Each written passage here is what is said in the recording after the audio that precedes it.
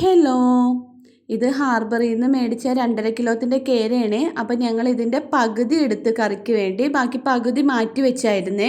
ഒരു ചൂട് ചട്ടിയിലേക്ക് കൂടുതൽ കുരുമുളക് പൊടി, അതേപോലെ തന്നെ 2 വലിയ സ്പൂൺ മല്ലിപ്പൊടി, കുറച്ച് മഞ്ഞൾപ്പൊടി, പിന്നെ അതുപോലെ തന്നെ ഒരു 2 വലിയ സ്പൂൺ മുളക് പൊടി, 3-3.5 സ്പൂണോളം ഞാൻ കാശ്മീരി മുളക് പൊടിയും എടുത്തായിരുന്നേ.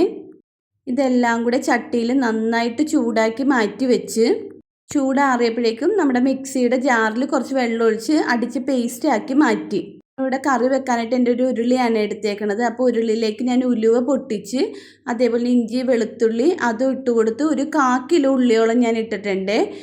പിന്നെ അതേപോലെ തന്നെ കുറച്ച് പച്ചമുളകും കൂടുതൽ ഇട്ട് കൊടുത്തിട്ടുണ്ട് എരിവിന് വേണ്ടി. ഇതെല്ലാം നന്നായി വാടി വന്നപ്പോഴേക്കും നമ്മൾ മിക്സിയിൽ അരച്ച് വെച്ച് അരപ്പ് കൂടെ ഇട്ട് 1 മിനിറ്റോളം അതും വാട്ടി, എന്നിട്ട് നമുക്ക് വേണ്ട ആവശ്യത്തിന് വേണ്ട വെള്ളം ഒഴിച്ചു കൊടുത്ത് വെള്ളം ഞാനൊരു അല്പം മുന്നിൽ തന്നെയാണ് നിർത്തിയേക്കണത്. പിന്നെയെന്ന് വെച്ചാൽ കുടംപുളി ഒരു 5 മിനിറ്റ് 10 മിനിറ്റോളം ഞാൻ കുടംപുളി വെള്ളത്തിലിട്ട് വെച്ചിട്ടുണ്ടായിരുന്നു. ആ കുടംപുളിയും ഇട്ട് ആവശ്യത്തിന് വേണ്ട വെള്ളം ഒഴിച്ച് കുറച്ച് കറിവേപ്പിലയും ഇട്ട് കൊടുത്തായിരുന്നേ.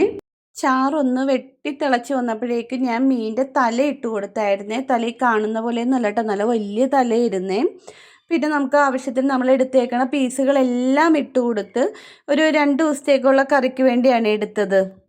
ഞാൻ ഒത്തിരി ചാറൊന്നും ഞാൻ കുറുക്കി പറ്റിച്ച് കളഞ്ഞില്ല. അത് വേറൊന്നും കൊണ്ടല്ല, ചാറ് നമുക്ക് ഇനി രാത്രിയാണെങ്കിലും നമ്മൾ കറിക്ക് എടുക്കണേ മുമ്പ് ഒന്നുകൂടി ഒന്ന് വെട്ടി തിളപ്പിക്കും. പിറ്റേ ദിവസമാണെങ്കിലും നമ്മൾ നന്നായിട്ടൊന്ന് തിളപ്പിച്ചൊക്കെ എടുക്കുമ്പോഴേക്കും നമുക്ക് ചാറ് ഒട്ടും ഉണ്ടാവില്ല. കറിയിൽ പീസ് മാത്രമേ ഉണ്ടാവുള്ളൂ. അപ്പോൾ ചാറ് പിറ്റേ ദിവസമാകുമ്പോൾ നല്ല കുറുകിയിരിക്കും. അപ്പോൾ അതിന് വേണ്ടിയാണ് ചാറ് ഇത്തിരി മുന്നിൽ നിർത്തിയേക്കണത്.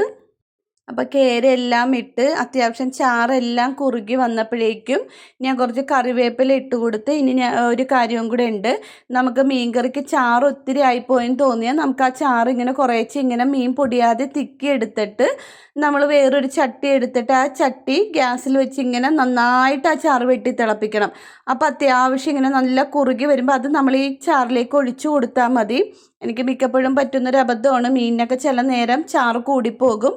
അപ്പോൾ തന്നെ ഞാൻ വേഗം വേറൊരു ചട്ടി എടുത്തിട്ട് ഈ ചാറെല്ലാം പകർത്തും. അപ്പോൾ അതേപോലെ ഒന്ന് നോക്കിയാൽ മതി. അപ്പോൾ എൻ്റെ തലയും അതേപോലെ തന്നെ പീസും ഒക്കെ ആയിട്ട് നല്ല അട്ടിപ്പം കേരക്കറി റെഡി ആയിട്ടുണ്ട്. അപ്പം നമ്മളിത് ഈ തല ഞങ്ങൾ 4 പേരും കൂടെ ഒന്നിച്ചിരുന്നാണേ കഴിക്കണത്.